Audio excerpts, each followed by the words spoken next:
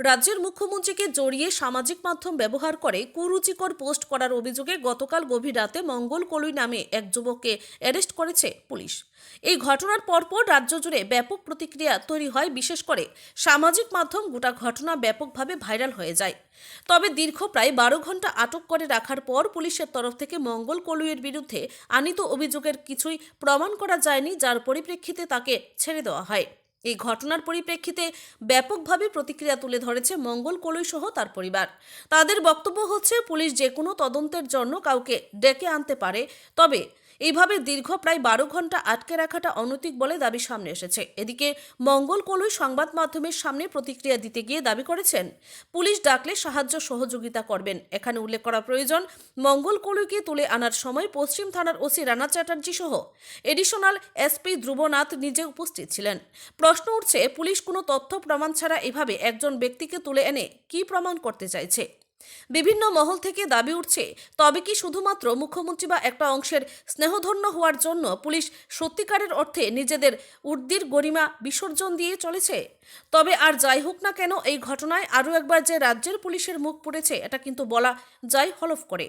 Bureau report, Tripura news Bangla. মহারাজ এবং সিএনের ফটো নিয়ে আমরা কালকে রাত্রে 3টার সময়ে ধরছে লয়ে আনছে। ওই যে ফটোগুলি যে ভাইরাল হয়েছে এটা সাহায্য করার লেগে পুলিশ আমারে ওই ওয়েস্ট পিএসে ডাকছে আর কি, এখানে আনছে। এরপরে আমি যা আছে সাহায্য করছে, আমার মোবাইলও দেখেছে।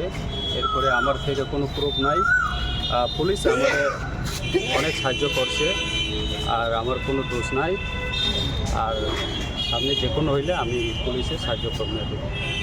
Thank you. মানহানির কেস করার কোনো প্রশ্নই আসে না, কারণ শান্তি সম্প্রীতির স্বার্থে, মানুষের স্বার্থে পুলিশ ইন্টারোগেশনের জন্য ওনাকে নিয়ে আসছে।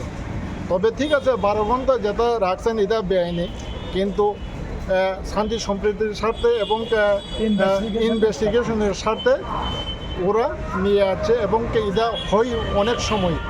সেই জন্য এটা মানহানি কেস করার কোনো প্রশ্নই আসে না। এবং পুলিশকে যদি সাহায্য না করে, সবসময় পুলিশের বিরুদ্ধেই যদি বলে থাকে, তাহলে তো এটা তো ঠিক না। সেই জন্যই মানহানি কেস করার কোনো প্রশ্নই আসে না। ধন্যবাদ।